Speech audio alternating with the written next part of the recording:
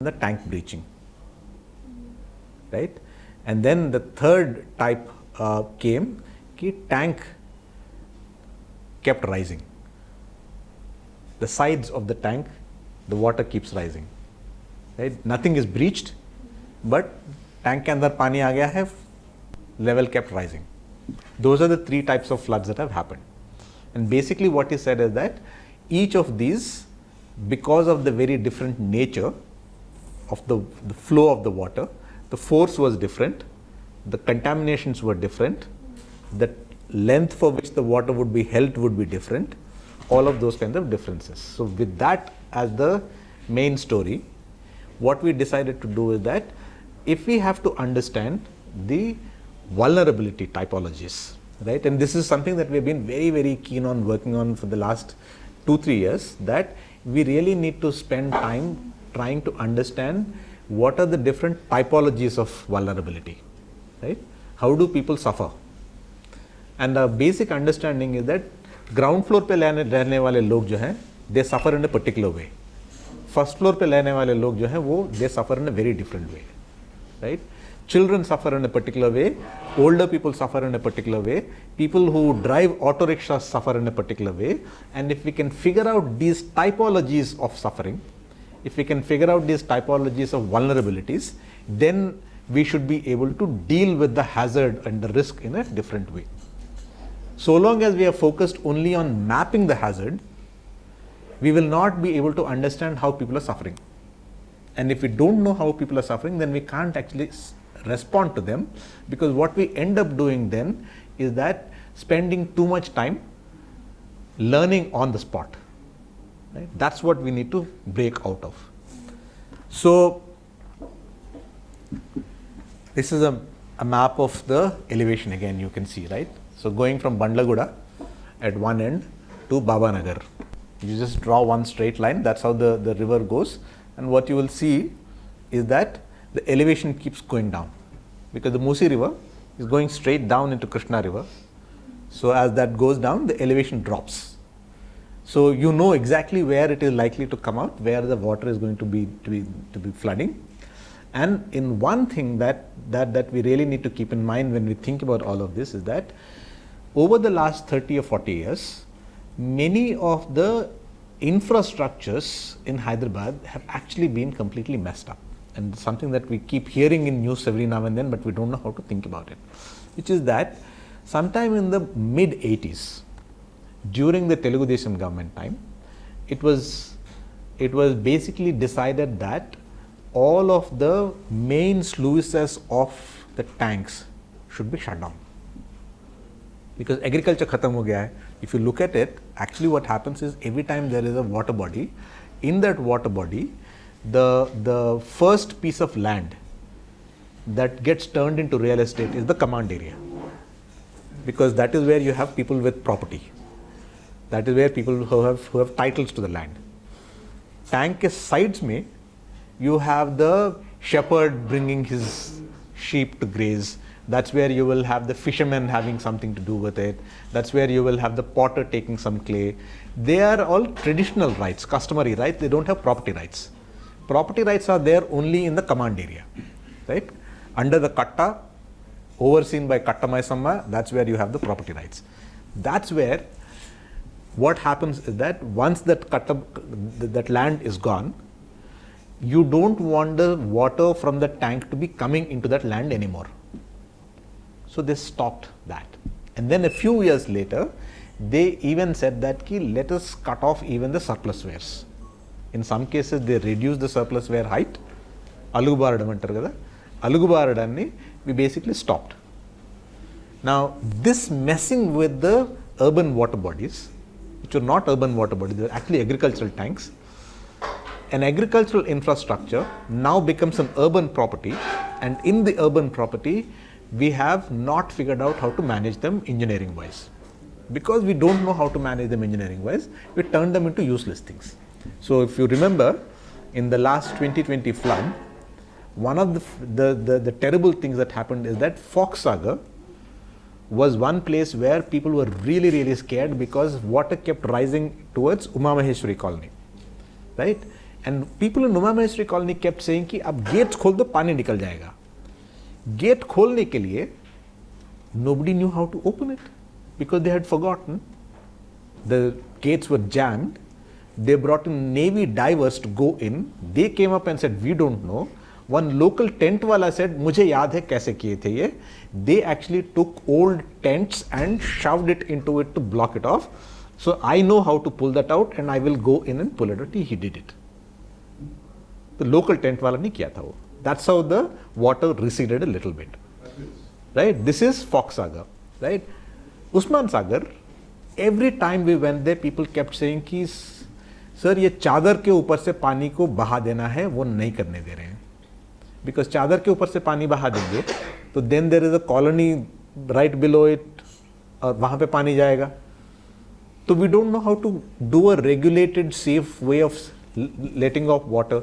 If you remember in 2017, KTR took a very critical decision that water will not be allowed to go into the slum, it will be allowed to go into Dattatreya Nagar. So it went into all the cellar spaces of apartments because he decided to save the houses of the bastis and not the apartments. But that's a critical decision, right? And this is the key thing, that if there is another politician with another calculation decides कि इनको ने उनको बढ़ाएंगे, so somebody or the other is going to get buried and we will not find a common solution that will going to save both sides. That's the tragedy. So what are the basic points that we started with? Urban floods are difficult to model accurately. They're difficult to predict with adequate lead time. And these are results of accumulated infrastructure failures. Conversion of agricultural infrastructure as well as agricultural land into urban property leads to new challenges. Urban floods are often studied from an engineering perspective. We want to focus on the institutional and informal responses. What did we do? We did a survey. 400 households were selected from these 12 sites. Each of the sites was picked up for being a particular type of flood. Key informant interviews wherein we did detailed event analysis. Where did the water come from? Where did the water go? What happened? And so on and so forth. Community responses. How did people respond to things? Who's helped? Where did the money come from? Where did the support come from? Etc. Focus group discussions and then spatial data analysis and secondary data. This is what we did. So looked at also archival data from 2020 floods because a number of surveys were done by people and so on and so forth. We used a mobile phone app for collecting all of the data. So the phone itself would carry your app and anybody can go and collect it. It automatically gets updated, so we don't have to worry about bringing it back and then doing all the data entry work. 12 sites were covered from different parts of the city. 12 volunteers were trained on the questionnaires and data collection, and then 279 families and 1,524 individuals were covered. We actually did much more. But in terms of quality of data, we decided that this is the most robust data set that we have. So you're seeing pictures of people being trained. Nala and river overflow, bund breach and tank catchment were the three types of things that we did. Type 1 floods. Source of flood water, Nala overflow or river overflow. Type of flood water, sewage mixed with storm water. Early warning status, no early warning for Nala overflow. Response operation was very difficult. The predominant impact was long-term fungal infections and skin disease, contamination of drinking water, houses and toilets clogged with sewage. Right? Recovery time, long-term. What was strange about this is that, and you will see as we move through the other sites, is that everywhere the story was essentially of water coming into the house mixed with sewage. And in the initial days, people jumped into that, kids jumped into the water and kept swimming, and after a day or two they realized that they were getting horrible infections. Horrible infections that don't go away. But the worst thing is that you are a small kirana store operator, your rice bag, your onions, everything is filled with shit. You live on the ground floor, right up to your window level, the house is filled with shit. And at that time, in all of that muck, the only thing that was heartening for me, because I've walked through many of those places, was that young people came as volunteers and said, this house I'm taking over for the next 24 hours, I will mobilize all resources to get this cleaned up. Right? I will take that house, I will do all of that. So this is how people actually took responsibilities for getting the places cleaned up. And that, I think, was an amazing response that happened. Right? These are people who had no training in how to deal with shit. It's not easy. You don't know how to clean it. You don't know how to pull material out. You don't even know that you're supposed to wear gumboots when you go into these kinds of places, right? So everything was being learnt on the spot in the middle of fears of COVID. That's what the story was. Source of flood water, lake water mixed with debris and silt. Early warning status, no early warning. Response operation was difficult and chaotic. Loss of life, infrastructure damage, contamination of drinking water, structural damage to housing and toilets. This is the type 2 flood, which is bund breach. Type 3 flood, tank catchment. Source of flood water is lake water. Type of flood water is lake water. Early flood warning status, minimal warnings. Response operation easy. Predominant effect, waterborne diseases, contamination. So you see, the common thing in all of them is water contamination. Consistently, right? Recovery time is short to medium term. बहुत सारे locations थे 3 दिन से ज़्यादा, which is basically what we said.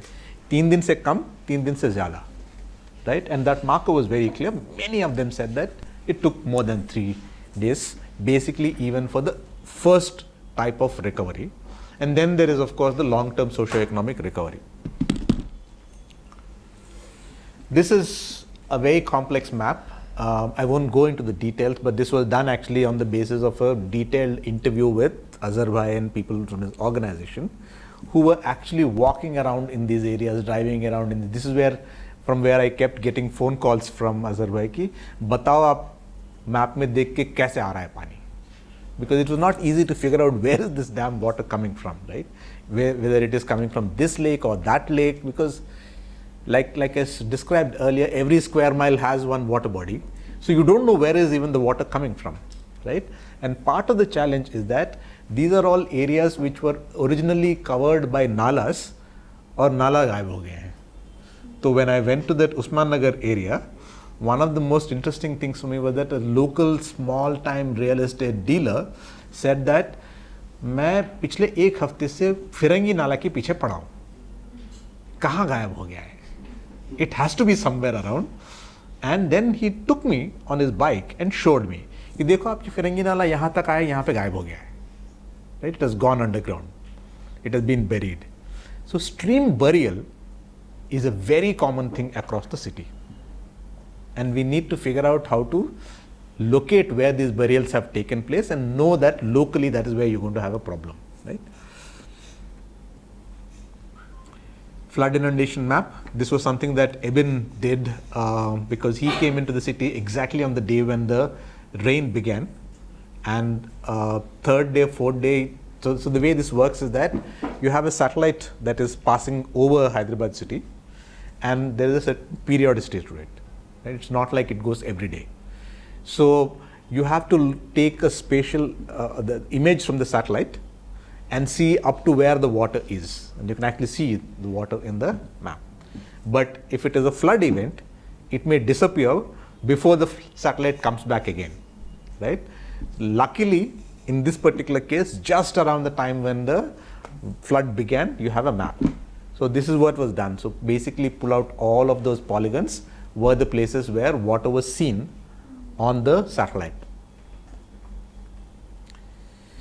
What were the findings? I'm just very quickly giving you some sense of some of the findings, and I will not go into all the details.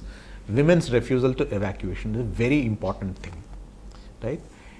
Reasons that people gave for refusing to be evacuated is that घर छोड़ के नहीं जा सकते हैं, हाँ, मर्द लोग आके हमको खींच के ले जाएंगे, कैसे जा सकते हैं? सारे लोग आके हमारे फोटोज खींच रहे थे. So we wanted to wait until it gets dark. We want to wait until something feels better when we can actually leave the place, right?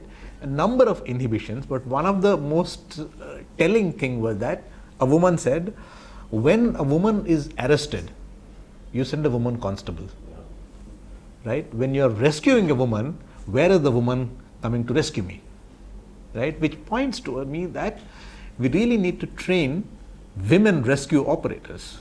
We don't have that force at all in the city at this point of time. And I think it's really important for us to train them. Inequality in relief. The government released 10,000 rupees. Many of us remember that it was also just before the GHMC elections. तो release किए थे, बीच में छोड़ दिए थे, all of that had happened. But 53% of the households were owners and 47% were tenants, right? And you remember, you have to keep in mind that when owner and tenant are both there, who should the money be given to? And if the money is to be given to the owner, but household objects are damaged in the house, what happens to the tenant? How much will the tenant get? Right? घर का permanent damage हो गया, उसको जितना मिलना था मिल सकता है. घर के अंदर के सामान खराब हो गए, तो the tenant should be getting the money. But if we don't have those systems in place, if the system is not responding to those minor details, then you end up with no solution at all. You give them the money and say, तुम लोग बांट लो. Right? Then it's a matter of खींचन तानी. दोनों झगड़ लेंगे, जिसको जितना मिलेगा उतना मिलेगा. But even that doesn't happen fully. At some point of time, it kind of breaks down completely. Lack of insurance. Of course, 90% of the households that we surveyed said that they don't have insurance. What was important was that many of them, particularly for vehicles, they do have insurance. But they were all told that this is the type of event that is not covered in insurance. Right? And in a city like Hyderabad, or in a city like Bangalore, or in Bombay, urban floods is a regular thing. And we have to find a way of making sure that vehicle insurance covers it. Right? If they're not going to get anything out of something that is likely to happen to them, why will people even bother to insure themselves? Right? It makes no sense at all. That's one thing that is really, really important to push for. There are a number of other findings. People losing documents and how to respond to that. Children dropping out of schools, but we're not really knowing whether they dropped out of school because of flood or because of COVID or because of both of them together, or there is something else. Because one of the key reasons that all of them have financial difficulties की वजह से we dropped out of school.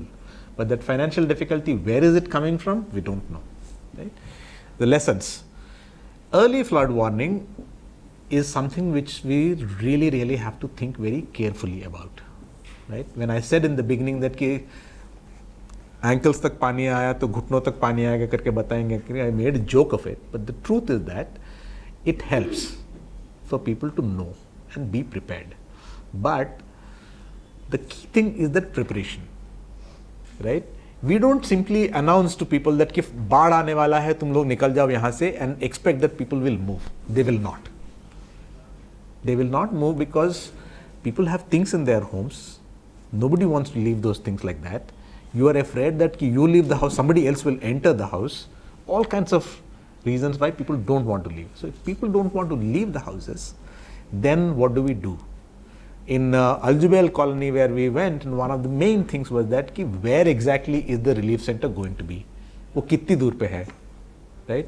Usman Nagar, people said, रिश्तेदारों के घर में रहेंगे, मस्जिद में एक दिन रह सकते हैं, उसके बाद नहीं रह सकते हैं. Right? People make all these choices and decisions. I think it's really important for us to understand area by area. If something happens, where can you go? And that should be available to people before it happens. And that is the kind of information that should be made easily available to people immediately. We also need to think about the mechanisms or media through which the information spreads. Right? Is WhatsApp enough? WhatsApp text or WhatsApp voice? Should it be sent through Masjid ke Alan or something else? We don't know enough about how to do these things at all because we haven't paid attention to it. So I think it's really important for us to spend some time designing some solutions, trying them out, figuring out how information travels and so on. It's very careful, almost like an advertising, marketing, research type of thing to figure out how does the information reach. वो करना बहुत ज़रूरी है. Community capacities, relationships of trust and confidence, money, materials, skills, local information and knowledge. These resources are absolutely critical in the sense that government money doesn't come in immediately. It takes a lot of time. CSR money, they ask for proposals, right? Grant चाहिए, proposal चाहिए, बहुत कुछ चाहिए होता है before the money comes in. Once it comes in, you can't spend it very easily because 5,000 से ऊपर हुआ तो आपको चेक देना पड़ेगा तो बैंक खुला रहना पड़ेगा, बैंक बंद होगा, बाढ़ हो रहा है तो बैंक कैसे खुला रहे. All kinds of issues like this, right? So we need to think about what are the blockages in the flow of resources. How do we create these quick resources that are easily available to places? Information and knowledge, and most important thing is creating a cadre of people who are trusted by people locally, right? One of the things that I have really enjoyed in even doing this survey and going again and again to those places in the past is that this flood has actually created a cadre of young people who are very connected to their neighborhoods. Right? Some of them are in this room and I will introduce them at some point of time. But these are people who are connected to each other on WhatsApp, they're exchanging information, they're talking to each other, they're present when something happens. Right? And it's important for us to train people like that who are around. Everyday risk in the form of water quality. We keep thinking that कि flood आया तो water contaminate हुआ. No. Water contamination is an ever-present problem in all these areas. It gets highlighted at this particular point of time. So many households will tell you in summer, we open the tap, we get murky water, stinking water for first 15 minutes, only then we get clean water. Sultan Shahi, same story. Singareni colony, same story, right? So, one of the things that we need to remember is that many of our locations in the city are actually packed with all kinds of risk for people on a day-to-day basis, right? And this is the big challenge in doing research on climate change, and I keep telling every group that I work with on climate change research, कि climate change risk is often thought of in time horizons of 60 years, right? That's how you model, right? 60 साल के बाद में ये होने वाला है, हो सकता है बोल नहीं सकते हैं, right? And you are talking about me cutting my foot in garbage, me not being able to get water, me missing school because पानी आएगा किस कौन से टाइम पे आएगा मालूम नहीं, तो I am the girl in the house, I stay back home to collect water, right? These kinds of risks related to water, these kinds of contaminations and pathogens are very common. Unless we address those first, there's no way we can address them in the flood, right? Household level social and economic recovery with hazards like COVID, etc. I think one of the most beautiful things that happened in the last flood recovery is what Safa Baitul Mal did, which is basically giving people coupons and saying that 5,000 rupees का ये coupon है, 10,000 rupees का ये coupon है, आप अपने घर के लिए जो चाहिए ले जाओ, take whatever you. So one of the things that happened in that response is that it basically gave people a certain kind of agency. And I think that's very important for us to remember, that people can make decisions which are good for them. We trust them. Get your chair. Right? हो सकता है in the end that there will be some people who will cheat. But that doesn't matter. Mostly people know what they need and they will take only that because they're not going to take a pressure cooker from here and go and sell it somewhere else. Not in these kind of contexts, right? So you trust people and you give them the freedom, you give them the latitude to do what they need to do, right? Then vulnerability profiles as data systems, right? That is something that we really badly need in all these places. Sometimes if we are lucky, if there are young people like Zubair in a particular location, he knows कौन से घर में क्या हो रहा है, right? But that is not common. So it's really important for us to train people to understand vulnerability in a complex way and be able to relate it to solutions that will work in the immediate context. So that's very broadly all that I have to say, and I'm going to stop here. We still have another half an hour. What time is the? We have enough for discussion. Yeah, so I'm going to stop here. I just want to open it up for people to respond to what I have said. Please feel free to ask questions, challenge me on whatever I have said, make suggestions, because in the long run, what I think we really need to do is to build resources in the city. We often tend to deal with resilience as something where we can go and give lectures to poor people, and I always think that who can be more resilient than people in the slum? They bounce back. They bounce back so immediately, because otherwise they can't even survive. The risk that they're facing on a day-to-day basis is just bizarre. So given that, I think it's really important for us to make our investments smartly now within the next months, and even if we can get something started during these summer months for the monsoon months that are coming up. And we can build it if we also recognize that flood is only one